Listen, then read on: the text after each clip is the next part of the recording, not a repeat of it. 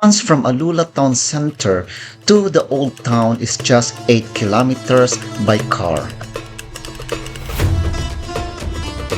You don't need to book a tour to enter the old town, but I would highly recommend you to join a tour if you are interested in the history of Alula Old Town. Hello travel buddies and friendships. This is the old town of Alula. Alula is a UNESCO heritage site. It's rich in culture and history. Alula was center of trade before. Why it was a center of trade before? Dahil there are two factors. Dahil mayaman sila sa tubig at ang pangalawa is the strategic point dahil ang Alula ay malapit sa Mediterranean Sea.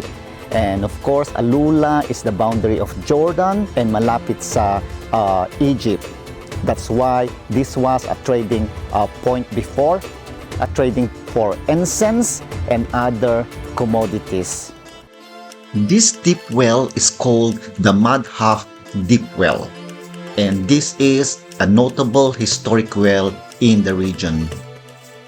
During the ancient times, these deep wells were crucial for providing water to the local communities as well as to the foreign traders. This is an evidence of the ingenuity of the ancient water technique in the region. This used to be a bakery and now they converted into a coffee shop. As you can see, these are traditional mud brick houses with unique architectural designs, and it reflects the region's cultural heritage and history. It's very fascinating because these houses are typically clustered closely together in narrow alleys, creating a labyrinthine layout characteristic of ancient settlements in this area. The ceilings are typically flat due to the traditional construction methods and materials used in this region, which often include mud bricks and wooden beams. Flat ceilings were practical for these materials and the architectural style prevalent in the area, providing stability and simplicity in design while also being well suited to the arid climate of the region. And additionally, flat ceilings were easier to construct using the available resources and techniques at the time.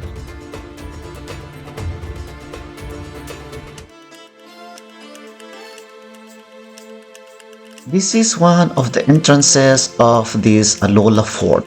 It is typically marked by a grand gateway or portal, often featuring imposing stone walls, intricate carvings, and defensive elements such as towers or battlements. It is believed to be several centuries old, with some estimates suggesting it dates back to the 12th century. This historic fortification served as a defensive structure for the settlement, protecting it from various threats throughout its long history.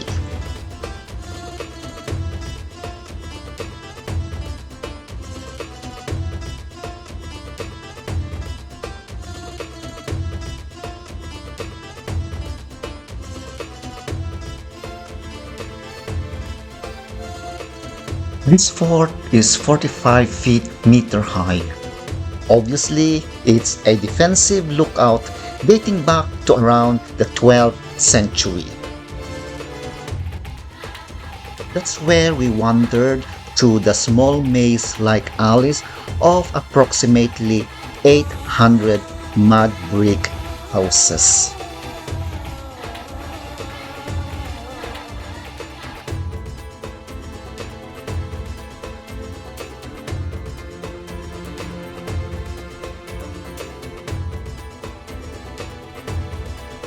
Just a reminder that if you have a mobility problem, going up and down to this fort is not advisable.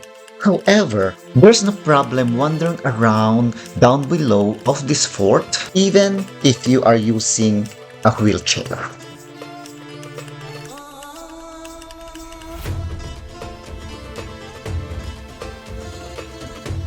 During its glory, I imagine that this fort is very beautiful, surrounded by rocky mountains.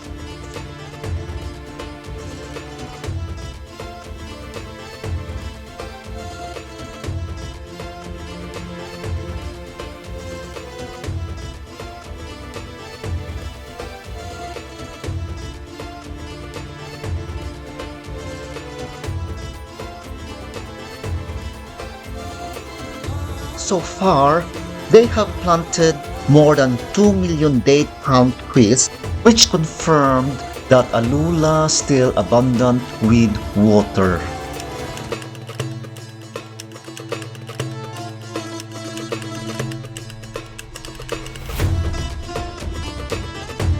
Ito ay original na mga houses. Sa taas are mud bricks at ito naman sa baba ay mga bato. Ang mga gutter at ang gutter nila noon ay kahoy.